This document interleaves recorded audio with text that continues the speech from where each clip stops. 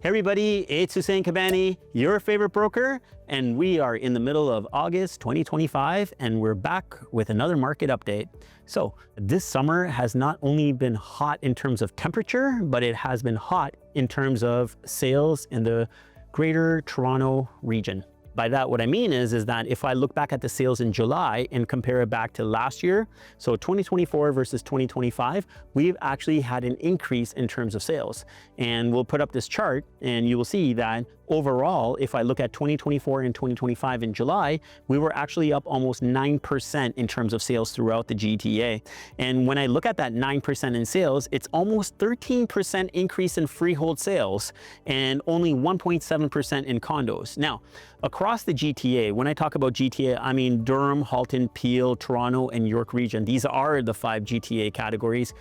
Sometimes if you are looking at other real estate updates, they might say the greater whatever region or whatever, but they're adding in like Simcoe and all these other places. In my opinion, Simcoe is not GTA. It doesn't touch the GTA. It touches like York region, okay? So I don't even know how you can lump that in. Only to make numbers look nicer, you could probably do that, but I don't want to do that. So ever since I've done my analysis on the real estate market starting 8-9 years ago, I've always considered this the GTA. Again, Durham, Halton, Peel, Toronto, and York region. These are the 5 areas that make up the GTA, and these are the numbers that we're gonna have. And here is a little bit of a recap. Everyone was up in July, okay? In terms of 2024 versus 2025, the sales were up in every single region. So if we look at Durham, Durham was up a total of 6.4%, and that was basically even between freehold and condo. If I look at Halton, Halton was up 12% in total, but their freehold was up almost 16% and condos was only up 1.2%. Peel region was up 12.3%, their freehold was up 14%, and the condos was up 8.5%. Toronto was actually up 8%, 17% in freehold sales, and only 1.2% in condo sales.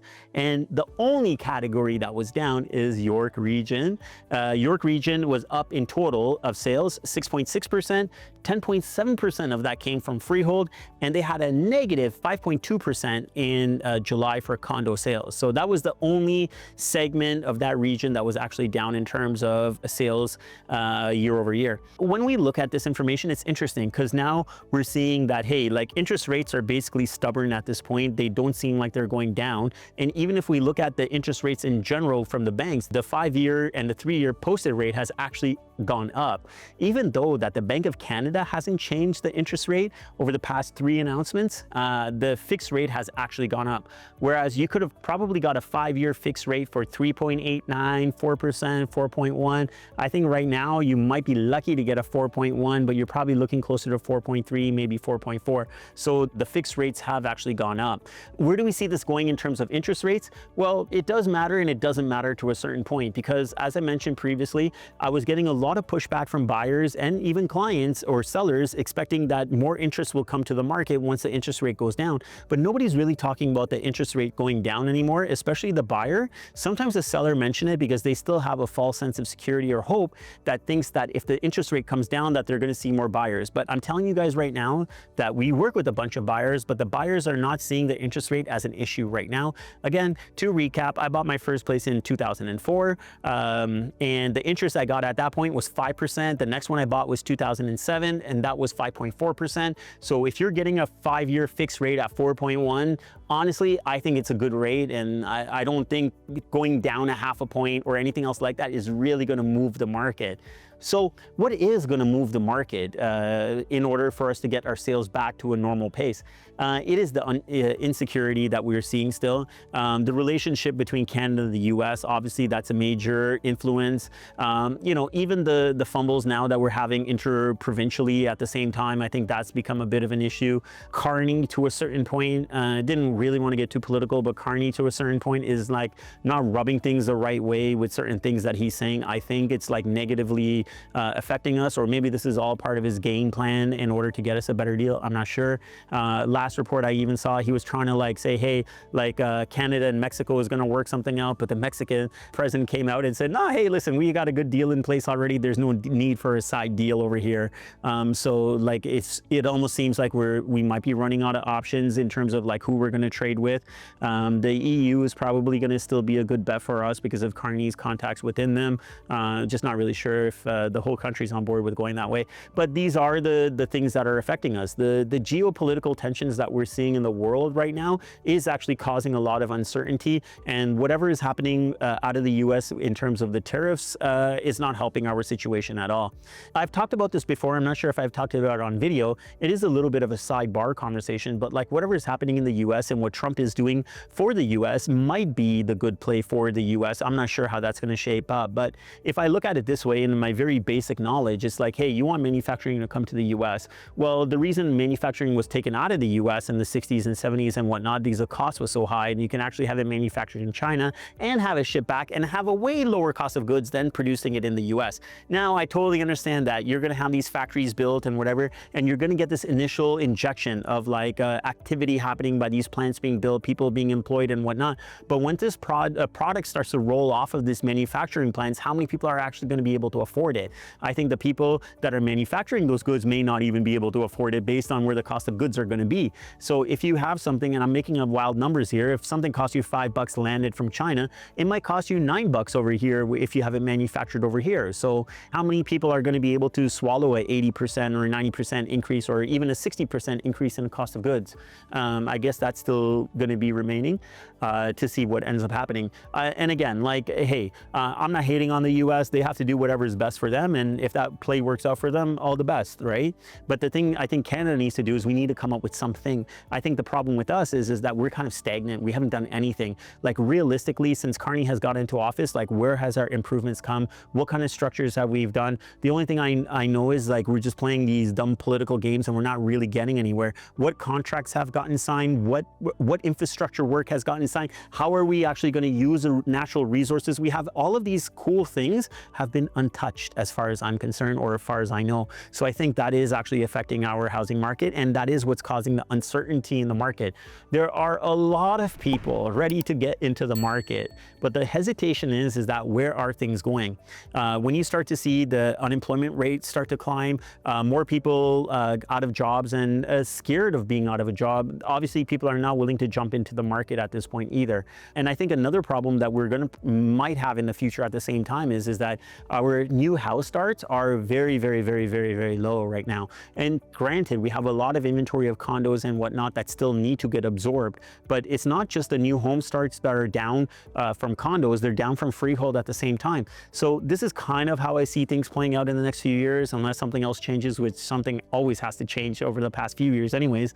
But if we really don't have any major things that change and we just eventually start to sort out what our trade deals look like, I think what's going to end up happening is that since there's such a strong break being put on new home starts right now, I think what's going to happen is eventually our sales will start to pick up, as what we're seeing in July right now. Our house starts are going to start to pick up. Our sales are going to start to pick up, because you know what? People are going to start to say, I don't care. Like Trump put in that tariff on Canada for 30 or 35% right now. Who said anything about that? My feed has nothing on it, maybe because I removed all the negative stuff from it, but I don't see anything. I don't see a lot of people talking. People I would talk to, they'd be like all down and, you know, talking about how bad Trump is and whatever else. I haven't heard anything. I think people have just gotten over that shock at this point right now. Like it is affecting things, but I think people have gotten over it and saying it is what it is. But I think what's going to end up happening is that our sales will eventually start to pick up. I'm not saying that the price. See, I think there's a misconception. When people start to say, hey, sales are going to pick up, they automatically assume pricing is going to pick up. I think there's two very different things over here. I think the number of volume sales is going to pick up. I don't think pricing is really going to pick up,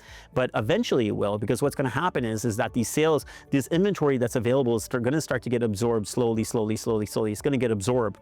But what's going to end up happening is that by the time where we end up at an equal level, I don't think that the new home starts are going to be at the same pace. So what we're going to end up with with, again, is a deficient amount of inventory that we have available for sale based on what the demand is. And I think at that point is where we're going to start to drive the prices back up. Well, the production side starts to kick back in. And I think that's just a kind of a dangerous cycle. I hope at some point when the sales start to pick up, we kind of like find the right point of saying, hey, yeah, let's start to ramp up sales or new home starts at the same time, so we don't end up in that situation. Many of you guys are watching this and maybe made it this far and starting to think like, hey, all realtors want to see prices go up. Honestly, I'm not that person. I don't really care to see prices go up. I just want to see the sales happen, not necessarily the prices move up. So I hope that when we get to this point of where our inventory is starting to get come off of the market and we're getting reduced amount of inventory, that our builder friends start to say, hey, okay, it's a good time, let's start to pick up, because by the time the rest of this inventory comes off, we'll be right at the right line to start selling this new inventory. So what I see happening between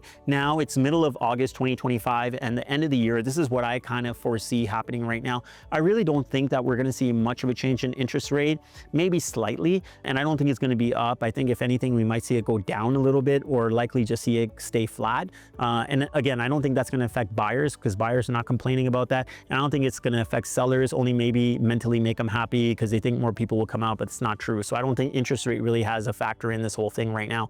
I think what's going to happen is that people are going to stop caring about what's happening externally. They're going to start to just move on with their life and start purchasing real estate. I don't think, again, the prices are going to go up, but the volume sales are going to increase. And I think by the end of the year, hopefully we will still probably be at an elevated inventory position. Today, we're sitting at over 30,000 listings available for sale. It's gone down a little bit since the summer started, which is what we expected. I bet by middle of September or so, we'll be around that 29,000 listing mark, and we'll probably get some more listings on the market. I hope for some reason, somehow, we're sitting at 23, 24,000 listings at the end of December, which I think is a decent inventory position. Just to give you guys an idea of what a normal inventory position is, I think a balanced market sits somewhere around 20,000 listings available for sale. If we say between 18 and 20,000, I think that's a normal level of inventory. That's where I want to see the inventory level get to. And I think that maybe in 2026, around mid 2026, I think we'll probably be at that level